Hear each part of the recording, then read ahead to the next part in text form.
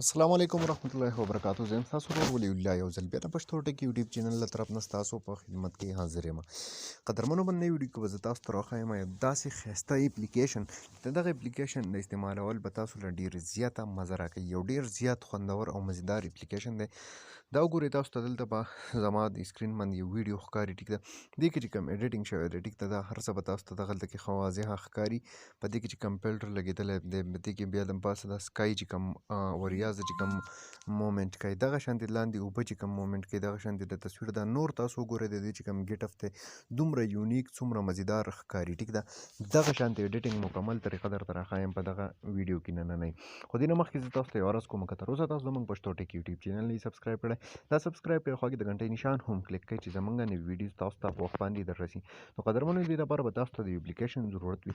د دغه اپلیکیشن لینک چې دی هغه موږ تاسو ته په یوټیوب چینل کې په ډسکرپشن کې راکړی دی. د دې نه علاوه د دې سره یو بله عرض درته کوم که زموږ د فیسبوک کومه پاڼه چې ده تر اوسه تاسو نه یې لایک کړې، نو هغه لایک کړئ او فالو یې هم کړئ. ټیک ده، دغه شانتې اوس تاسو چې کله د اپلیکیشن خپل موبایل ته انسټال کړئ، د اپلیکیشن تاسو کولاو کوئ. سمپل اسانه طریقه ده، ډېره زیاته اسانه.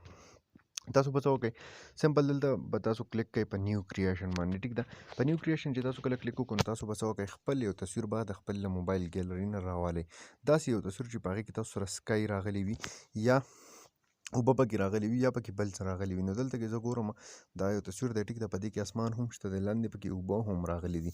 نو اوس دلته کې تاسو که سر له راشئ نو اولنی دی تاسو سکای کوم آپشن چې دی دې له به تاسو راشئ، نو په دې کې به تاسو دا وریځ چې کومه ده دا به سلیکټ کړئ. ټیک ده، چې کوم قسم وریځ تاسو خپل تصویر باندې لګول غواړئ. دا وګورئ تاسو څونه ښایسته ښایسته ډیزاینونه پکې تاسو ته میلاویږي. چې کوم یو هم خوښ وي هغه سمپل تاسو د دې ځینې به هغه راوچت کړئ، هغه به پرې ولګوئ. ټیک ده، د هغې بیا مومنټ چې دی هغې کوم حرکت او دا چې کوي نو هغه ټول به تاسو ته دلته کې ښکاري. دا تاسو کتلی شئ، تاسو دلته له پاسه به زما په دې تصویر د وریځې چې کومې دي د دې به تاسو ته ښه واضحه پته لګي. ډېر مزیدار لوک دی، دا کتلی شئ تاسو.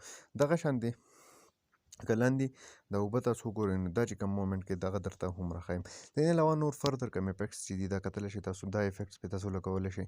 ډېر مزیدار ده. زیاتتر خلک د شاعرۍ کوم ویډیوز چې جوړوي په کاین ماسټر باندې په هغې کې دا زیات استعمالیږي. دا تاسو کتلی شئ، کم یو خوښ وي دا پرې تاسو د دې ځینې ښه په اسانه طریقې سره لګولی شئ.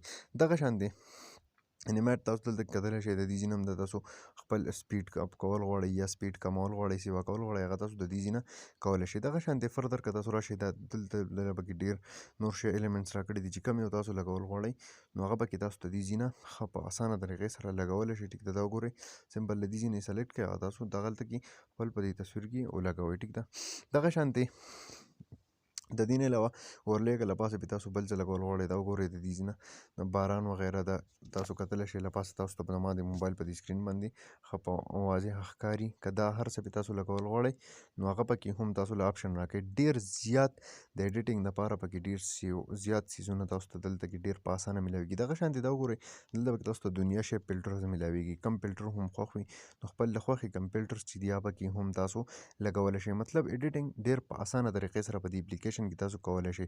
دغه شانتې برایټنس کمول غواړئ، سیوا کول غواړئ نو هغه پکې هم تاسو کولی شئ.